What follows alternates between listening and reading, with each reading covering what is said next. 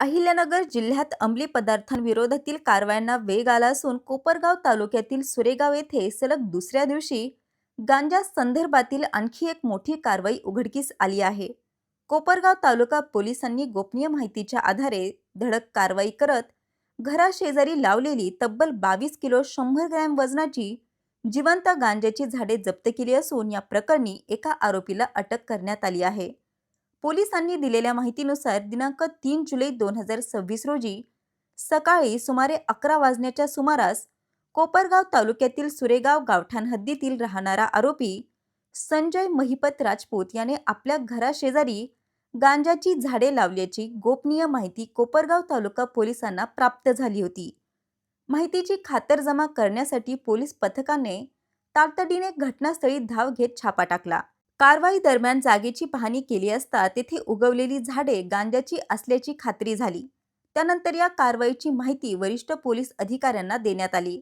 वरिष्ठांच्या मार्गदर्शनानुसार तहसीलदार, महसूल विभागाचे अधिकारी व कर्मचारी, पंच तसेच पोलीस अधिकारी यांच्या उपस्थितीत नियमानुसार पंचनामा करण्यात आला.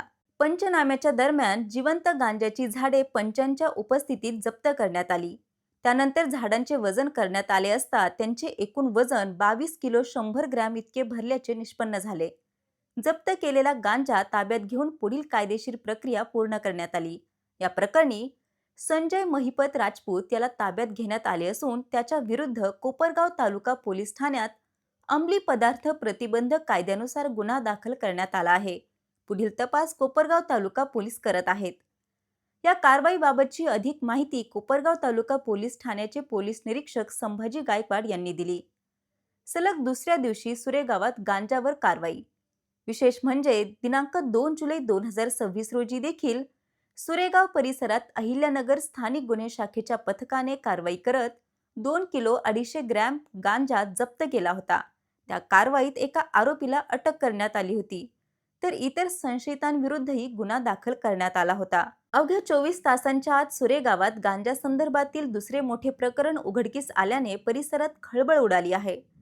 सलग 2 कारवायांमुळे अंमली पदार्थांची लागवड, साठवणूक व पुरवठा करणाऱ्या साखळीचा शोध घेण्यासाठी पोलिसांकडून कसून तपास केला जात आहे.